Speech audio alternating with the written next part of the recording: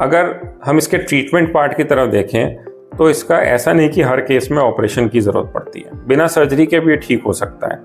लेकिन उन सिचुएशंस में जहाँ पे कि हड्डी टूटी है लेकिन अपनी जगह से हिली नहीं है, उस सिचुएशन में हम एक प्लास्टर दे देते हैं 4 से 6 हफ्तों के लिए।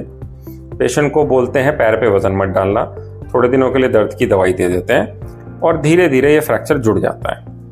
लेकिन उन सिचुएशंस में जहाँ पे कि ये हड्डी टूट के अपनी जगह से हिल गई है या जोड़ खराब हो रहा है या जिसको हम बायमेलुलर फ्रैक्चर या ट्राइमेलुलर फ्रैक्चर कहते हैं, उस सिचुएशन में सर्जरी की ज़रूरत पड़ जाती है। उस सिचुएशन में जो सर्जरी होती है उसमें हम प्लेट, स्क्रू या रॉड लगा के टूटी हुई हड्डियों को अपनी जगह पे बिठा देते हैं। नॉर्मली ये जो सर्जरी होती है ये होती है 45 मिनट से 1 घंटे की और ये स्पाइनल एनेस्थीसिया में की जाती है। स्पाइनल मतलब वो उस तरह का एनेस्थीसिया जिसमें कि वेस्ट से नीचे के शरीर को, मतलब कमर से नीचे के शरीर को ही सुन्न करते हैं, पूरी तरह से सुन्न करने की जरूरत नहीं पड़ती।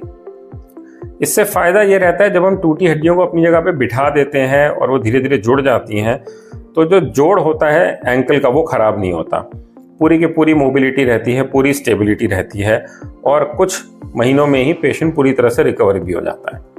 नॉर्मली बोन हीलिंग में लगते हैं 6 से 8 हफ्ते, लेकिन स्पोर्ट्स तक पहुंचते पहुंचते मरीज को कम से कम 3 से 6 महीने लग जाते हैं कि वो दोबारा क्रिकेट खेले या फील्ड पे जाए या दौड़े।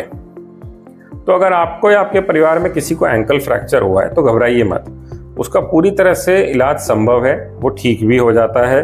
आप धीरे धीरे अपनी सारी नॉर्मल एक्टिविटीज़ में वापस भी चले जाएंगे।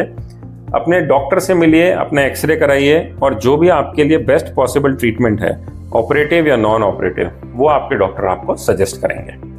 Thank you.